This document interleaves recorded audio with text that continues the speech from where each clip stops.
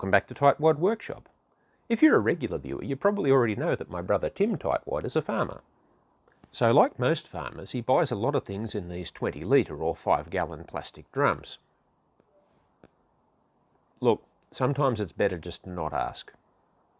Also, like most farmers, he likes to get the best value for his money, and one way to do that is to reuse some of these empty drums as buckets. He sent me this example bucket and handle and asked me to make another 10 handles like it. We'll be making the handles out of this 6mm or 1/4 inch steel rod. This rod's just a little bit too thick to bend with pliers, so we'll take this over to the vise and I'll show you one way to make these handles. I'll start by clamping our length of steel rod in the vise, marking it to 520mm or about 20.5 inches, then cutting it to length with the hacksaw. This is the hacksaw that we repaired in the Rebuilding a Hacksaw video. If you'd like to watch that one next, you'll find a link in the description.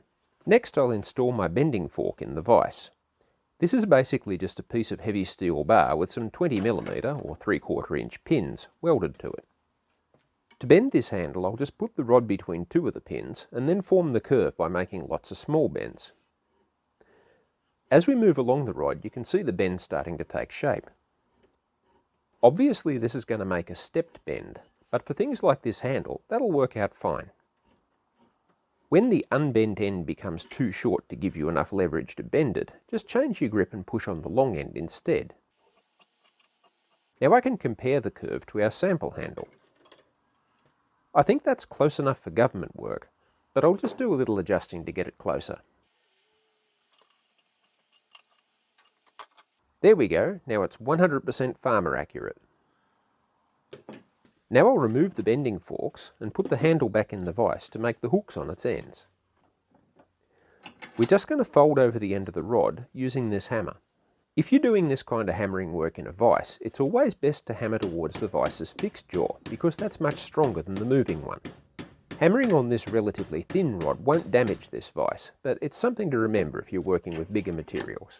Because the vise jaws stick up a little bit, we can go just past a 90-degree bend. So I'll raise the handle in the vise a little bit and hammer the hook a bit more. We need to hammer in this direction to finish the hook.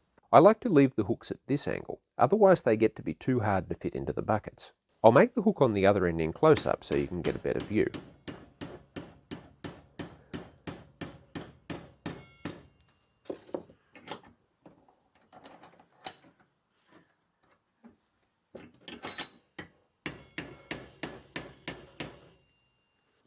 So now we can do a final check against our sample handle.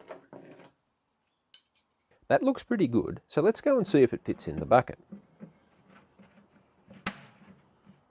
We can leave it at that if we like, but I'm going to use a piece of scrap timber to protect the workbench and hammer the hooks in a little bit further so that they won't scratch my legs as easy when I'm carrying the buckets.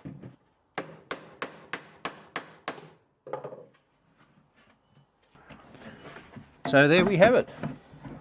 Not a complicated project, but, you know, just one of the things you have to do sometimes. That's all for now. Thanks for watching. Tightwad Workshop is filmed in front of a live studio audience.